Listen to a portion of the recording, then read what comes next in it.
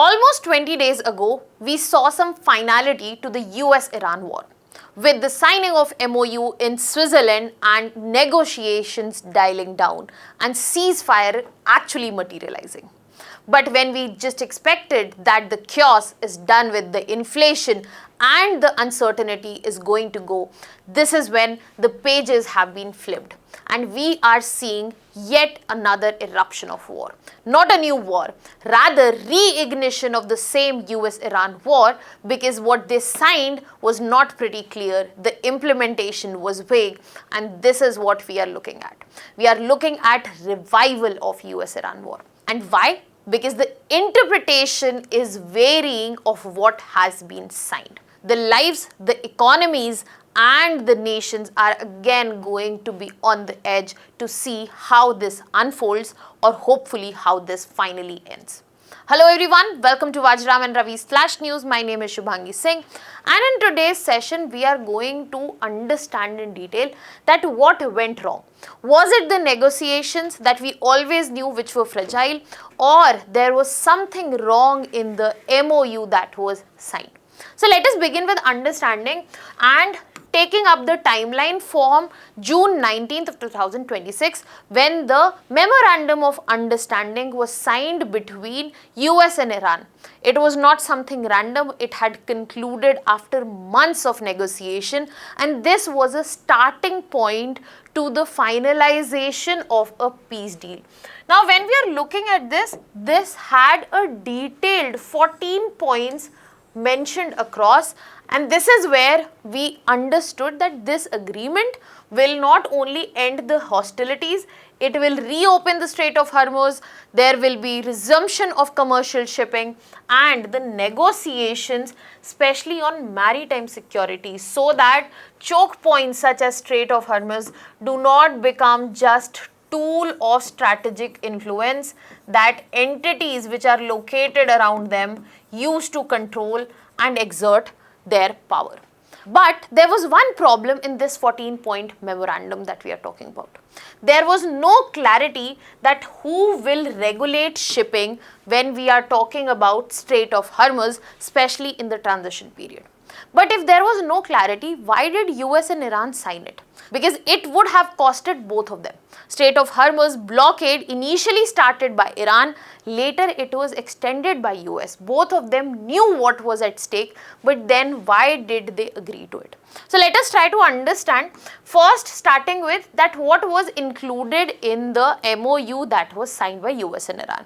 So the first factor was about security, that how immediately ceasefire will be taken up, the naval blockade that US had extended on Strait of Hormuz, that will be lifted, and Iran will not be blocking Strait of Hormuz anymore. From the perspective of navigation, what did Iran say? Iran say that we are going to be responsible for demining the strait. That means they were using sea mines to ensure that commercial shipping or other vessels are not able to cross Strait of Hormuz. So Iran was told that okay, you have to demine all those sea mines, and Iran will be ensuring that commercial navigation takes place. That means ship could pass free of charge from the first 60 days since the MoU was signed. Now this is where we can understand where the problem started emerging. After that, there was also mention of that how Iran, Oman and Gulf state, they are going to negotiate that how in coming times strait would be administrated. That means how the passage along Strait of Hormuz will be managed, and whatever is the maritime arrangement that should follow international law as well, and the coastal state rights that exist. For example, when we are talking about exclusive economic zone, basically the area that is under 200 nautical miles from the coast of a nation is the exclusive economic zone of that particular country, where they can use the resources present in that area. But when we are looking at all of this, we have to understand where was the line not clearly drawn in MoU. There were 2 points here. First, that Iran thought that this is where they are recognizing that Iran will be supervising everything. That means Iran will be somehow located upper in the hierarchy when we are deciding what will happen at the Strait of Hormuz or not. But US thought now that the negotiations are done, MoU has been signed, US thought we are returning back to Strait of Hormuz and the passage of vessels, commercial ships, just like it looked pre-war. So basically, US thought that it is going to become the international waterway it was before this US-Iran war. And this is where everything went wrong. So you have to understand this has nothing to do with the implementation of ceasefire, rather it has to do with the fact that how this MoU was interpreted by both of the countries. And now the problematic part here is, even though it was just these two countries involved in the war, the repercussions were felt across the globe in form of higher crude oil prices, imported inflation, higher insurance premium, high shipping costs and more. So when this negotiation is not clear, it is not just these two countries who are going to bear the brunt. It is again going to be the globe that is going to bear the brunt, because the war which is reigniting, reviving, it is going to spread like fire, and of course the smoke and the heat is going to impact all the other nations. Now this grey area is so clearly different for both of the countries, where Iran thought that all the ships will be coordinating with them, where Iran thought that we will be deciding that what will be the finalized shipping lanes, and there will be alternative routes which will violate the MoU, that will be finalized by Iran. But at the same time, US thought it is back to what it looked like back in January. No country will control this international waterway, and US escorts will ensure that safe global trade and the travel is happening through Strait of Hormuz. But this is exactly opposite of each other. And that is why we saw that escalation immediately began. 19 June, the MoU was signed. 25th June, we saw attack of commercial vessel near Oman by Iran. Now, why did that happen? So, if you look at this coast of Oman, some ships were moving very closely. Instead of following the main shipping lane, they were moving in the coastal area of Oman and trying to move out of the Strait of Hormuz. Iran decided that they have the authority, they will designate the shipping route, and alternative routes violate the MoU, and they decided that MoU has been violated. And this is when Iran attacked. US would not have sat down and heard. US decided to strike back, and this is where this all started to unfold, just like we saw in February. Iran was accusing US of the violating MoU. US was busy attacking southern Iran, and Iran has started already attacking the military bases of US across the Gulf states. And this is when President Donald Trump came back to the picture and said that the ceasefire, the MoU, all of it that existed, that is effectively over. That means war is back on. And this is when it gets worrisome for everybody.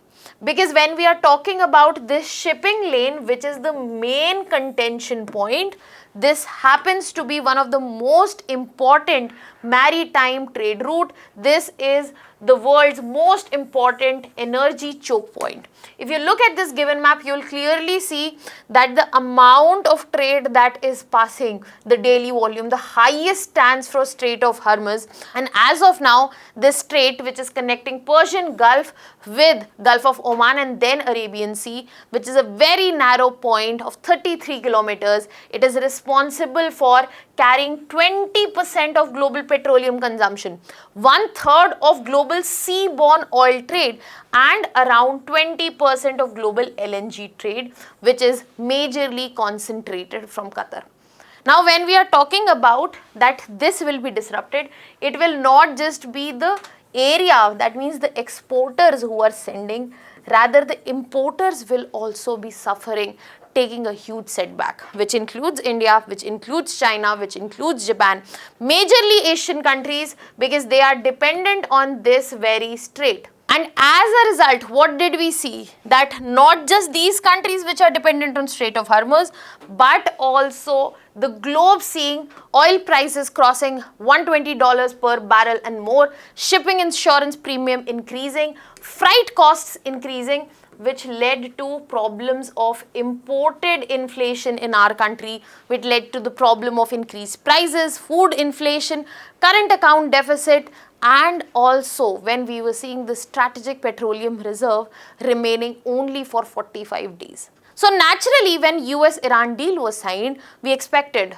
Strait of Hormuz will be opened, the problems, the pressing issues have been resolved, and we also saw that oil prices had moderated, shipping had gradually resumed, and this all was reciprocated, understand and established by global equity markets also, because they stabilized. The gold price that was inflating like anything, that settled down, and this was all a good news for everybody.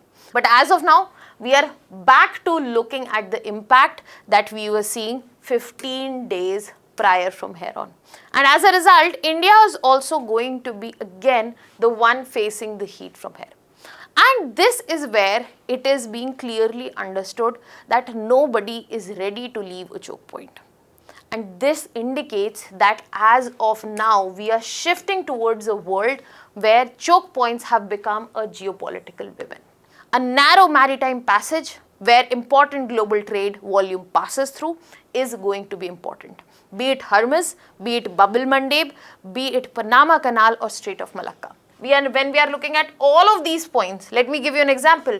China has already been investing in multiple ports around Panama Canal. China is very much interested to secure its interest in Strait of Malacca because China imports heavily from here. So when India recently signed with Indonesia for Sabang port, that was not such a great news for China itself. So all of these straits are geopolitical weapons, and the countries which will have major control over there are going to be deciding the future course of international trade also, and what the rule-based order will be looking like. Because these are the places where we just do not have passage of global trade. We have sea lanes of communication, we have multiple ports present with logistics, pipelines, and also critical mineral rules. And a country which can have a control over this will definitely want to use it as a leverage. That is why US wants it free and Iran wants to control it, because US would not want an adversary country to control a passage point which impacts their economy, which impacts their allies and more. And the bad news here is this time NATO has decided to join US with full force. As I said, this is going to bring up heat in India, and we have to ready ourselves for the implication. First and the most obvious one, which we have discussed in detail already, is the energy security. India is one of the major importers from the Gulf states, Strait of Hormuz dependent region, and this is where 85% of India's dependence for crude oil is going to cost a lot. Any disruption in Strait of Hormuz, again, fuel prices will rise, inflation, current account deficit, petrol, fertilizers, all of this will be rising. So if you are expecting that the prices of petrol will be dialing down because the war is over, not so much. It might be again on the other end. And this is the time that India needs to double down on the strategic response, because we cannot wait for the peace deal, because there will be multiple contentions, conflicts around the choke points, and we have to secure our future here. So in order to do that, we have to ensure that we have made enough buffer, we have proper energy suppliers, diversified, we have to strengthen Indian Navy's presence, promote alternative connectivity corridors, which we have already invested a lot in. For example, INSTC, for example, IMEC, all of these are much more required, because if the corridor is only one and controlled, then the game is over once that control is snatched away. What are your thoughts on this? Let me know in the comment section. I'll be leaving you here with the prelims practice question. Let me know the answer to this in the comment section. That was all from my side. Thank you so much.